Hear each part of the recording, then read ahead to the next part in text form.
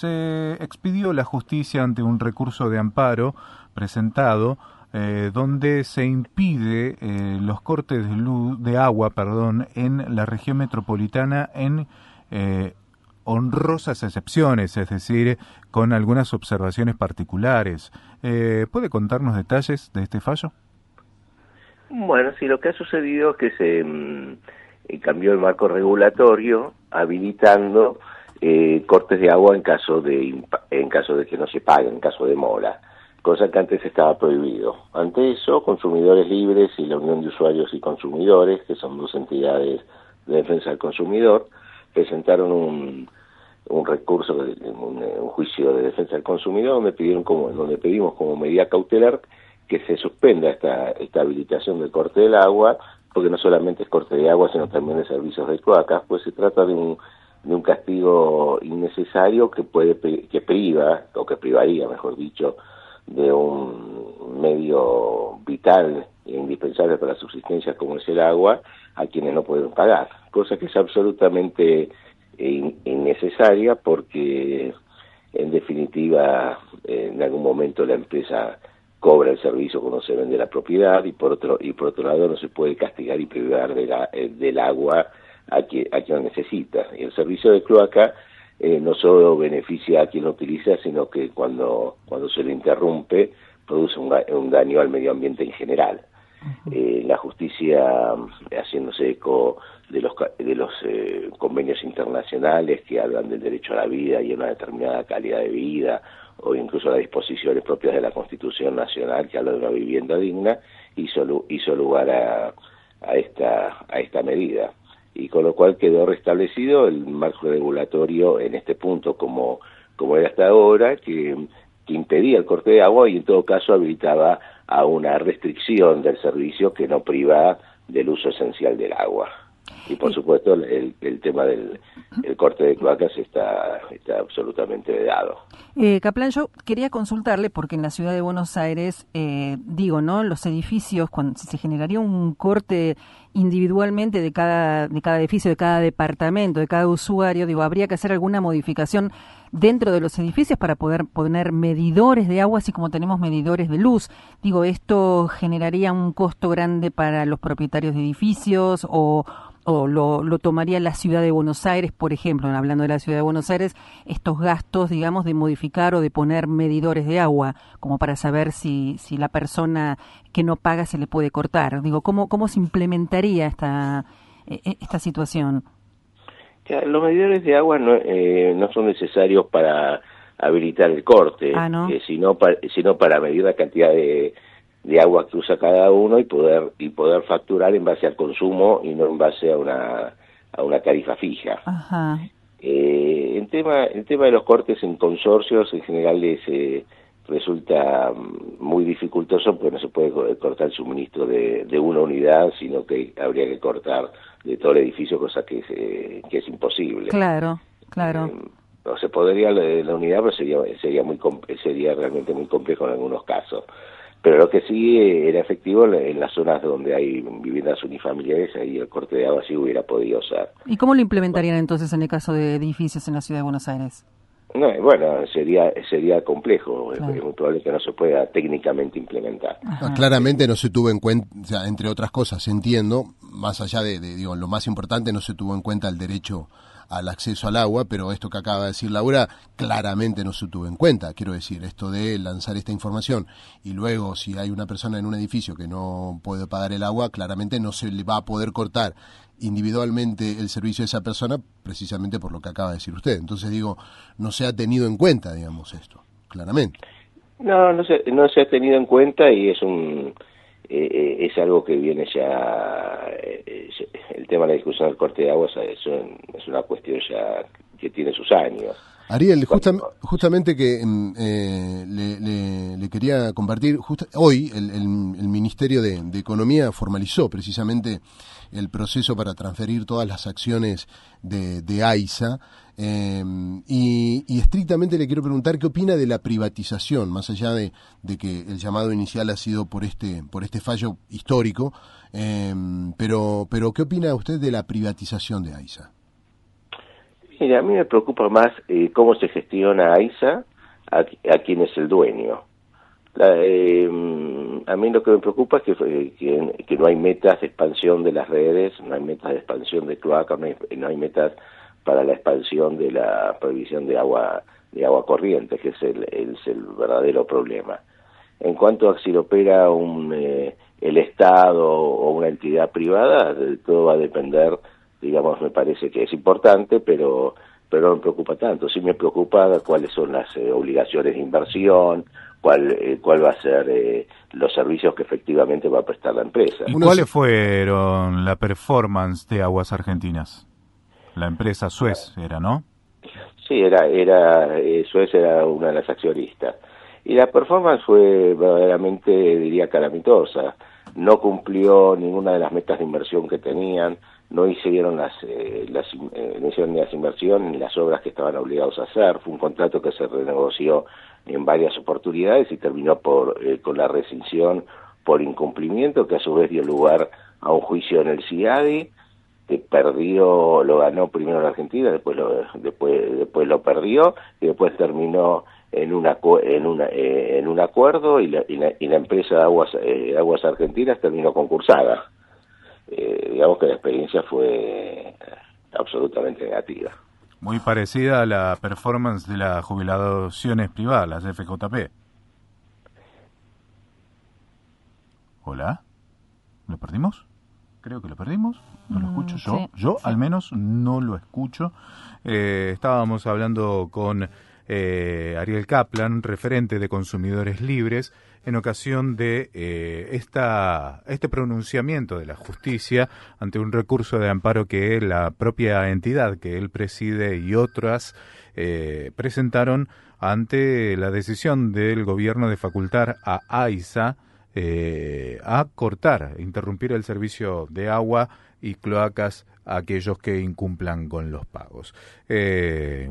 A agregar el dato que contabas vos. Claro, hay que tener en cuenta, por eso coincido con la respuesta que dio Ariel Kaplan respecto a que a él no se fija tanto quién gestiona, sino, Claro. pero también pensaba mientras lo escuchaba cuando se habla de quién está a cargo de las rutas del país, ¿no? Esto de que tiene que ver con el privado, uno especula que no le va a interesar tanto expandir las redes para personas que quizá no lo necesiten y vivan lejos y qué sé yo, sino precisamente uno especula que el privado, la intención de ese privado es, recaudar dinero, ¿verdad? Estamos restableciendo la comunicación con Ariel. Preguntarte, Ariel, ¿nos escuchás? Sí, te escucho. Ahí Se está, había perfecto. Preguntarte ahora por, ¿qué empresas, primero, cuál es la performance en esta gestión de defensa al consumidor? Y segundo, ¿en qué empresa encabeza reclamos, quejas de parte de los consumidores?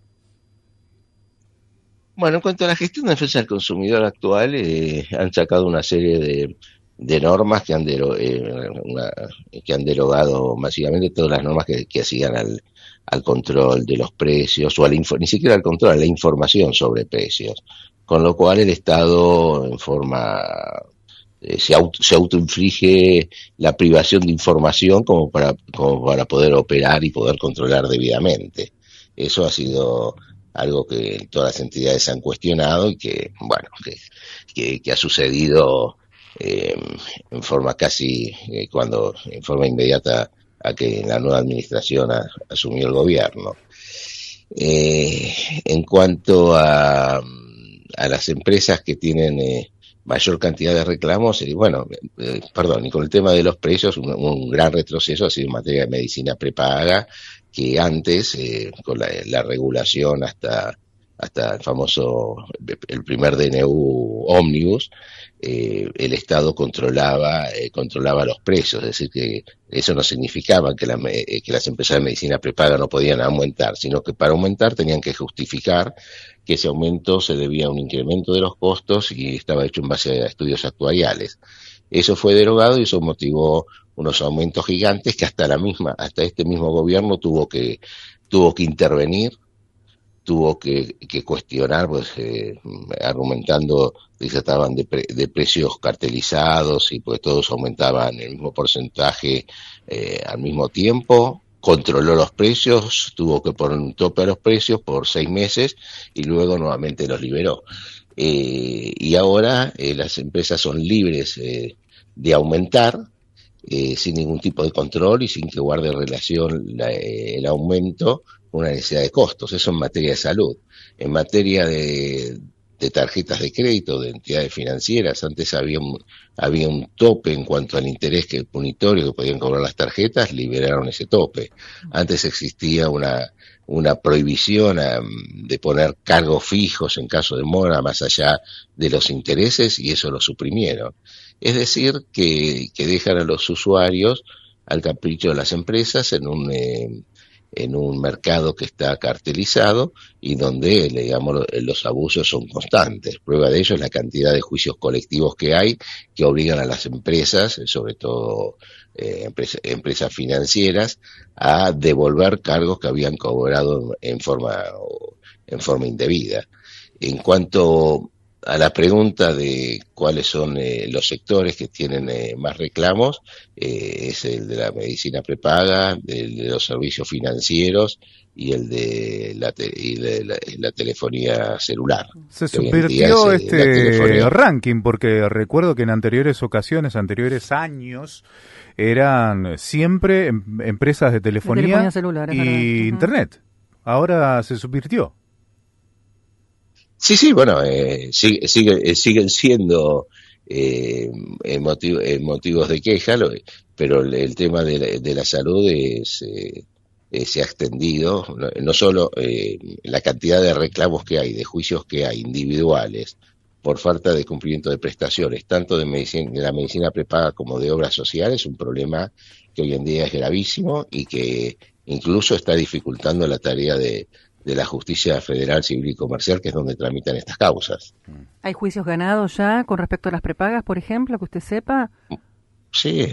Hay infinidad de juicios. Además, ya es un latiguillo que la gente dice, si no me lo cubre voy a hacer un amparo de salud. Claro. Digamos, la gente sabe que para determinadas prestaciones que tienen un poco más de complejidad o que tienen algún costo un poco más caro que el habitual o que excede lo habitual, tienen que exigirlo judicialmente. Claro. Y lo lamentable es que no hay ningún tipo de sanción, porque hay determinadas prepagas y obras sociales que determinadas prácticas es condenada en forma recurrente a cubrirlas y solamente se las brinda a aquellos que hacen juicio. Ajá. Qué cosa, ¿no? Sí. No hace otra cosa que inflamarme las 2 venas del cuello que tengo estas novedades, porque además se incurre en otra inequidad.